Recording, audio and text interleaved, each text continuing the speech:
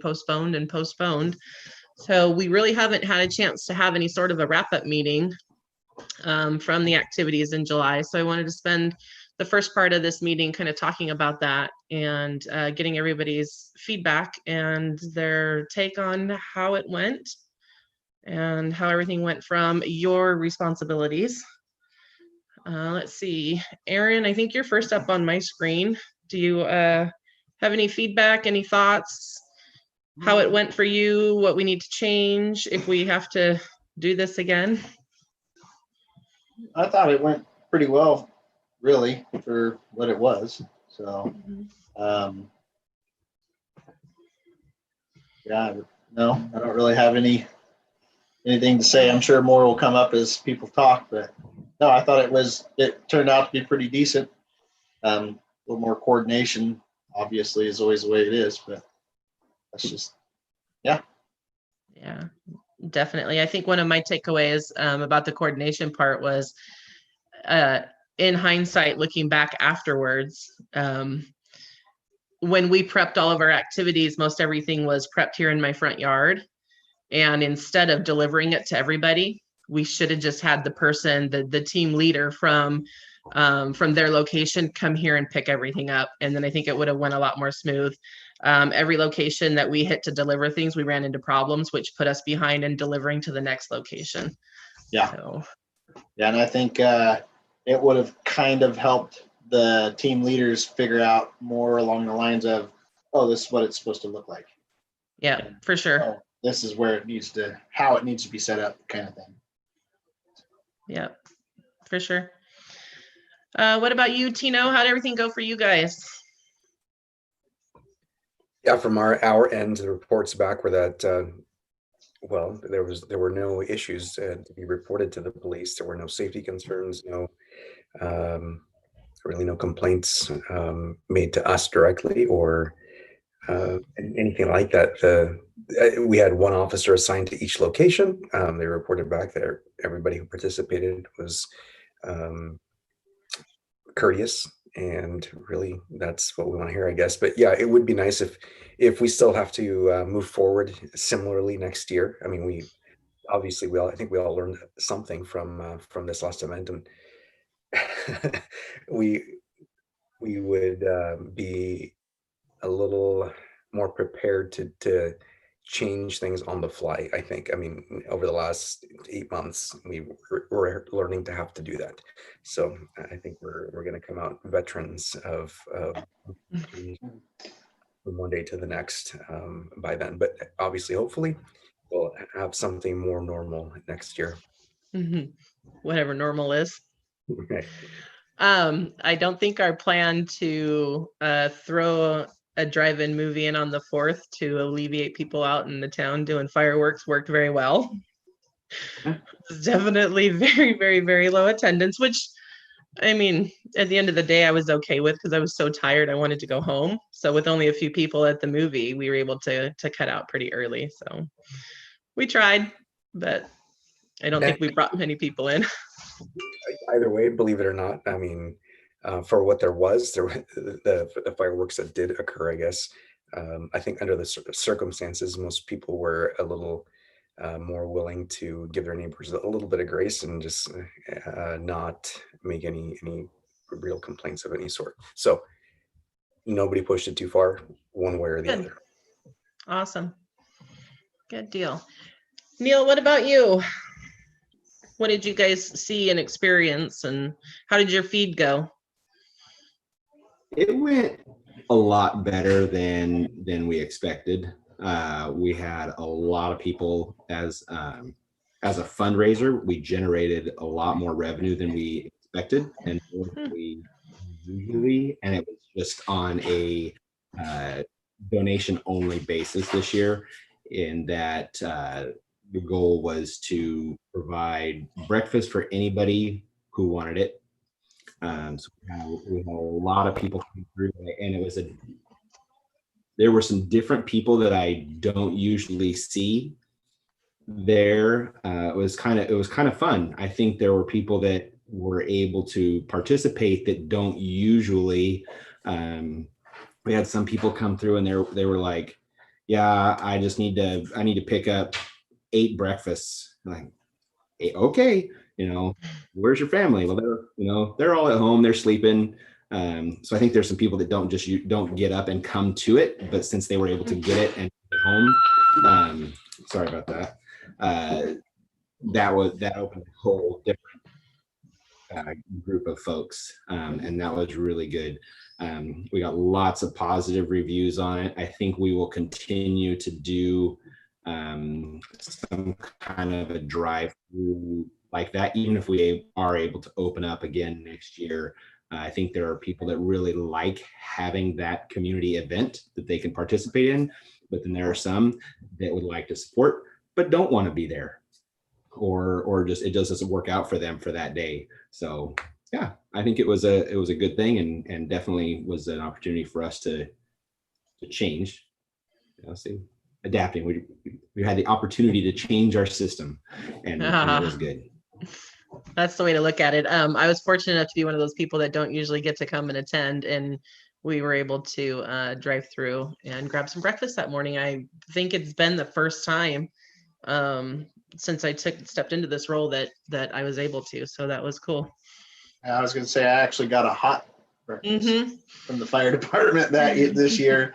Those several years before is kind of a breakfast conglomeration of something that might have fell over in the vehicle on the way there. And yeah, anyway. 2 hours later. Yeah, it was actually kind of good. Good. Well, good. I'm glad it worked out well for you guys, Neil. That's good. You guys. Yeah.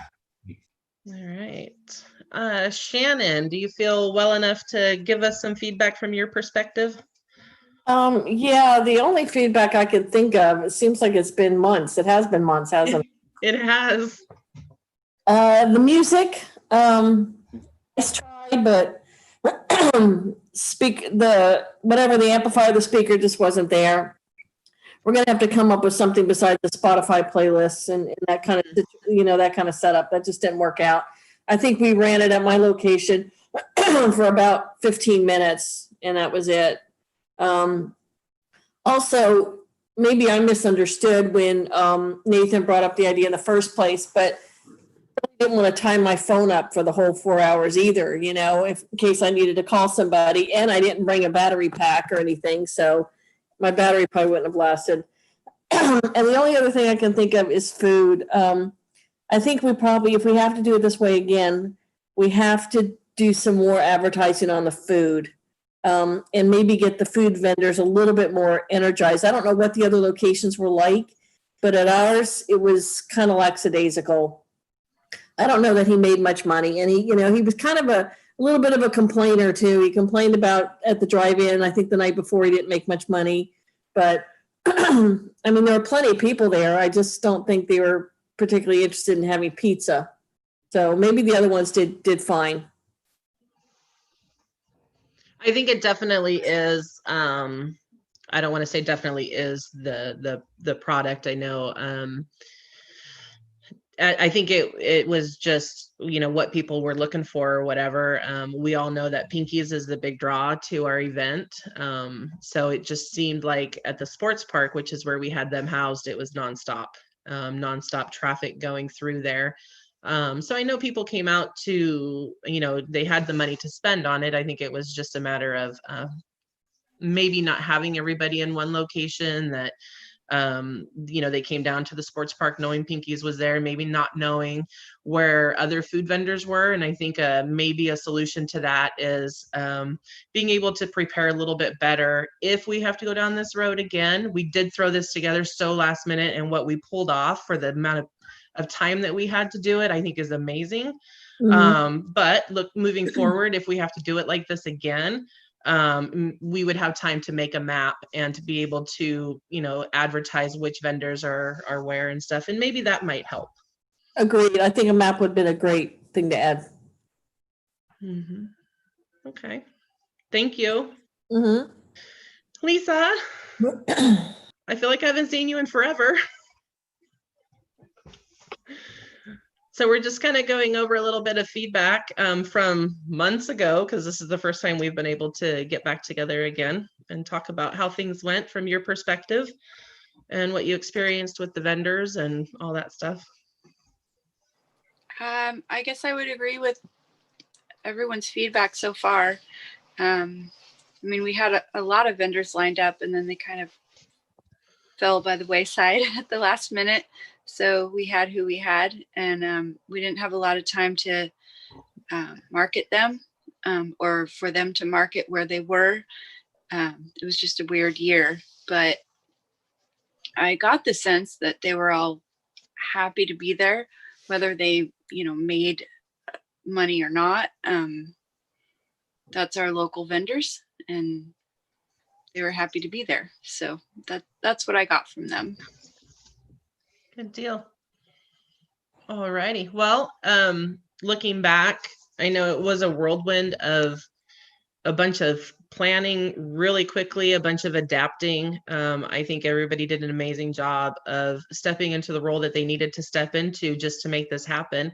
I think this is one of the very few years where I didn't get the negative feedback, which is great. Somebody else could take it for a change. And Shannon, I think you might have been the brunt of that this year, but so I thank you for taking that on. But I didn't get, I really expected some negative feedback. Usually when things change, people don't like change. Change is hard to adapt to. And when you're used to something that's been there for so long, it's a staple in our community. It's an event that everybody looks forward to.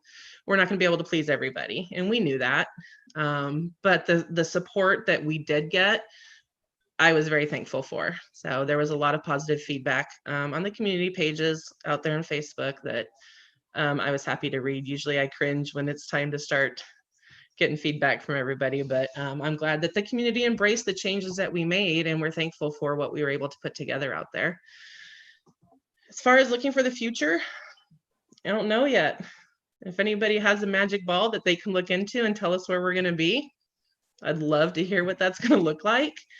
My biggest concern as of right now is, if we are fortunate enough to move back to normal, there are very few, if any, carnival companies that has survived this. We already saw a bunch of them closed business January, the beginning of the year. The few that were left, I've been in contact with 2 of them, and they don't believe that they're going to be able to make it till next summer. That's going to be a huge hurdle for us. We rely a lot on that income as our operating budget. So the thing I want to task everybody with for next month is to start thinking about, if we don't have a carnival to come back because there aren't any around, how can we replace that revenue, and what other activity can we offer the community that's going to be a little bit different, but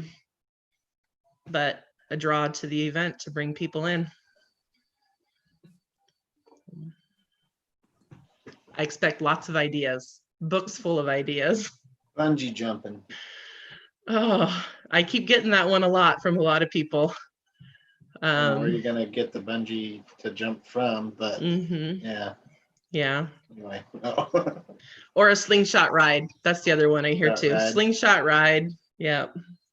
But so I heard the other day a rodeo, and I thought, where on earth would we put a rodeo? wow. I hope it wasn't serious, but that is one I heard. Huh. Well, I mean, Somebody wanted a riding Bronco thingy. Bull. the mechanical bull. Bull. Yeah, somebody wanted that for a while. Huh. I've never heard that. Yeah. Well, that's my challenge to you guys. Come back next month with some ideas of things that we can, if we have to. I hope we don't have to. I hope that it goes back to normal. I hope we don't have to replace it. But right now, it's not looking good for that industry, which is very, very sad, because I know a lot of those places are family-run businesses that have been around for a long time. Yeah. All righty. I don't think we need. All right, remind me, how much do we get from the carnival? Anywhere. So we, it's commission based. So it's anywhere between 11 and 15,000, and usually they come in about 12 to 13,000. So it's a good portion of our income. So. That put some of my pennies together in the meantime. It'll be a huge hit for us, but I'm confident that we can find something to replace it with if necessary. If nothing else, I learned from this last year to not only have a plan B, but to have a plan C and D. And I think last year we might have hit the end of the alphabet. So we'll just keep rolling with that, having some contingency plans because we don't know what we're going to be looking at. Janice, did you get the email I forwarded you from Tim Ott from Oregon State Credit Union? I did. And I also got a text message from you, and I'll apologize now for not responding okay. to it. No My worries. work has been beyond busy. I don't even think I've been home for longer than an hour or two before being called back out for the last few weeks. It's been a crazy time. Well, I just thought it was good that he's thinking of next year, so. Yeah, definitely. Well, we don't need to draw this meeting out very long tonight. I'm sure, well, I don't know about everybody else, but I'm exhausted. I'm not sure where to go with planning phases right now, other than just like I said, next week or next month, plan to come with some ideas of different things that we could do, different activities that we can do to bring in some revenue just in case we need that. And then we'll start our planning in the next meeting or two. Unless anybody else has anything, we can call it a night pretty early. Nope. Okay, I'm going to take the silence as a no. All right, have a good night, everybody.